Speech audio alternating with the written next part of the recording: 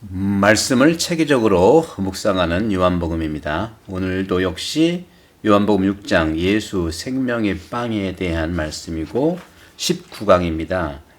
이 책 100쪽의 말씀입니다. 지금까지 영원한 생명의 믿음 요한복음 6장 44절에서 51절을 말씀드리고 있는데 여러분 잘 알고 있듯이 이 러시아 출신 익명의 영성 작가의 저서죠.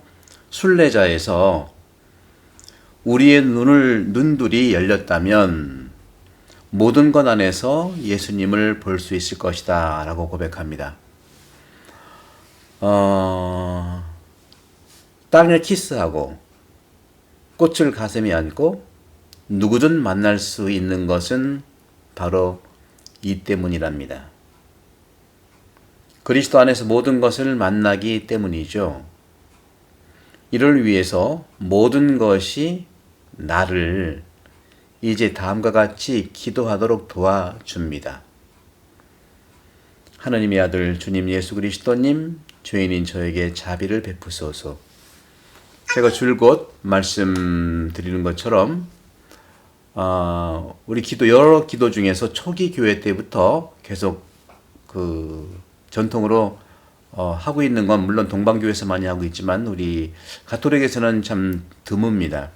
저는 그 초기 교회의 이 부분들을 배웠기 때문에 이 예수 기도라고 하는 것이죠. 하나님의 아들 주님 예수 그리스도님, 죄인인 저에게 자비를 베푸소서. 우리가 매번 미사 때마다 주님 자비를 베푸소서 하는 거 똑같은 거죠. 참회이기 기도이기도 하죠. 이건 호흡의 기도입니다. 들숨과 날숨을 하면서 자기 호흡에 맞춰서 하느님의 아들 주님 예수 그리스도님, 죄인인 저에게 자비를 베푸소서. 이게 번역이라 길기 때문에 우리가 이제 히란 말로 키리 엘레이손이잖아요. 키리에 엘레이손 해도 됩니다. 저는 이것을 좀 짧게 주님 자비, 예수님 자비, 주님 자비, 예수 자비, 이렇게 호흡기도 하는데 제가 누차 말씀드린 것처럼 우리는 이 몸은요, 이 보이는 몸, 느끼는 이 몸은 바로 에너지가 음식이고 운동이에요. 그리고 안 보이는 영은 그 에너지가 기도입니다. 기도를 함으로써 우리의 영이 맑아지고 영의 불꽃이 꺼지지 않는 것이죠. 그러면 이 영혼, 몸과 영 사이를 늘 소통하게 하는 일종의 에고, 자아, 그리고 생각과 마음이라고 하는 이 영혼은 어떻게 해서 에너지를 얻을까요? 호흡입니다. 여러분 분노가 났을 때 심호흡을 한번 해보십시오. 머리가 복잡할 때 고요한 곳에 가서 호흡을 한번 해보십시오. 요새 남성분들이 왜 나는 자연인이다 하는 그런 것들이죠. 왜 산속에 가서 혼자 그렇게 살까요? 많은 생각과 많은 그 마음의 상처로 인해서 호흡이 필요한 거예요. 그 호흡이 바로 영과 연결시켜주는 안테나다 이거죠. 그런 점에서 여러분들, 이 요한복음을 듣는 여러분들은 이 부분에 대해서 하느님의 아들 주님 예수 그리스도님, 죄인인 저에게 자비를 베푸소서. 이렇게 들숨 날숨으로 예수 기도를 하루에 걸어갈 때나 잠잘 때나 운전할 때나 항상 함께 하시면 이 기도를 정말 통해서 건강과 행복과 모든 치유가 가능합니다. 요한복음 6장 47절에 믿는 사람은 영원한 생명을 얻는다 하는 말씀을 하셨죠.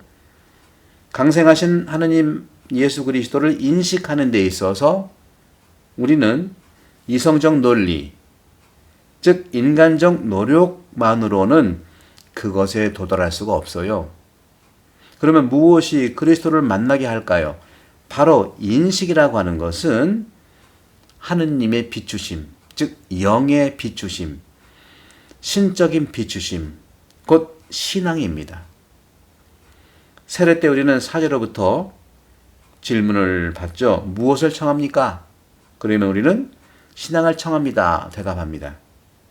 그러면 사제는 신앙은 우리에게 무엇을 줍니까? 하면 우리들은 영원한 생명을 줍니다. 하고 응답하죠.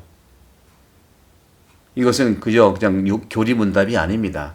우리 생명에 대한 고백인 것이죠. 삶은 시간과 함께 지나가지요. 그렇다고 단지 시간이 삶에 의미를 주지는 않아요. 삶에서 우리가 만나는 사람들은 언젠가는 떠나고 죽습니다.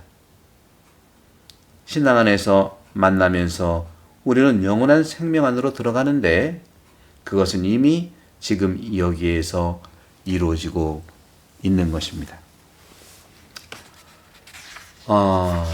요한복음 6장 52절에서 59절 말씀드리죠.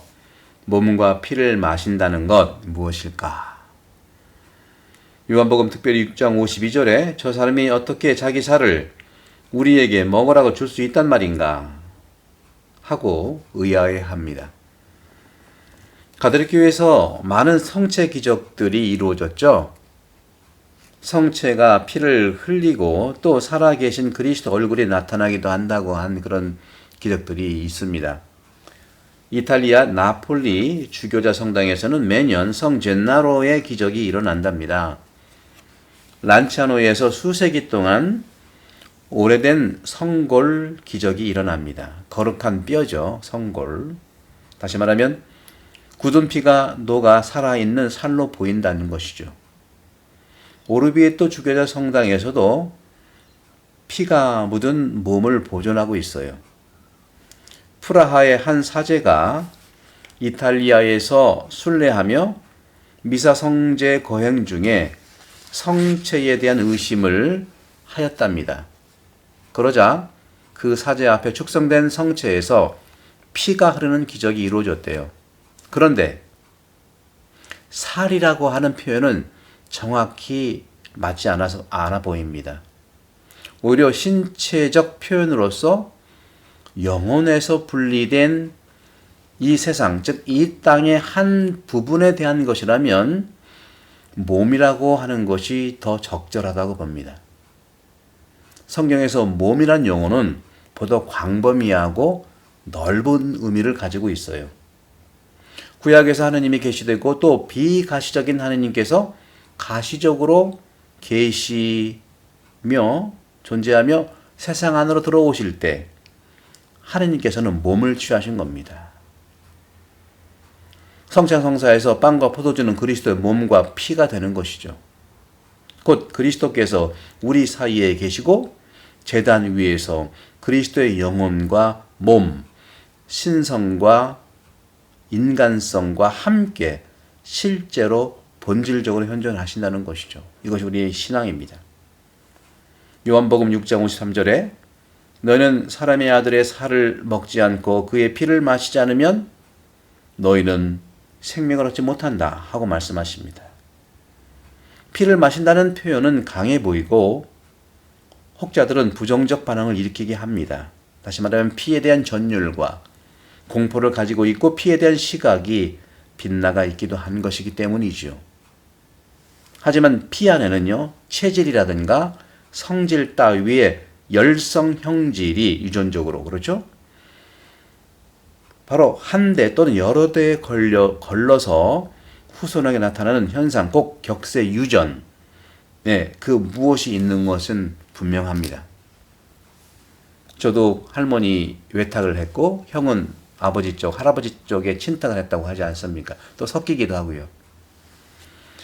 옛 백성들은 피 안에 영혼의 자리가 있다고 믿어왔어요.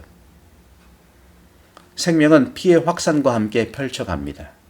하지만 피는 역시 강한 일치의 상징이기도 합니다. 실제로 학연, 지연, 혈연 가운데 어떤 인연이 강할까요?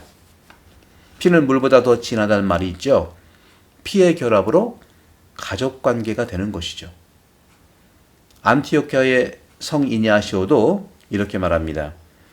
성체성사의 빵과 포도주를 먹고 마시는 것은 그리스도의 몸과 영혼으로 돌아가는 것이다 하고 말씀하셨어요.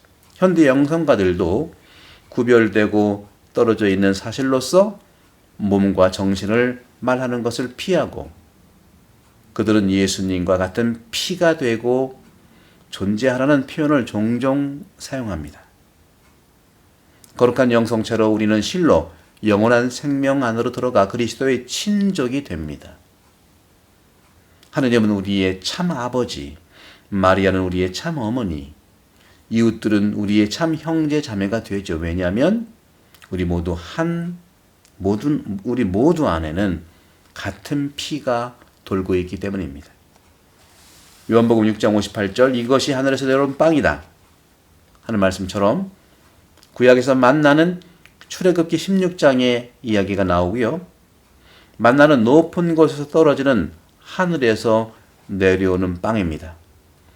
성체성사는 선물입니다. 오히려 그런 점에서 인간 노동과 땅의 결실인 열매의 기원을 가지고 있는 것입니다. 하지만 생명은 하느님 자체입니다. 사람의 아들로서 예수님은 다윗 혈통에서 기원된 인간 혈족이지만 하느님의 아들로서는 하늘에서 내려오시는 분입니다. 성체성사는 그러므로 우리 논밭에서 기원된 빵이지만 하늘에서 우리에게 오신 그 안에 현존하시는 그리스도이십니다.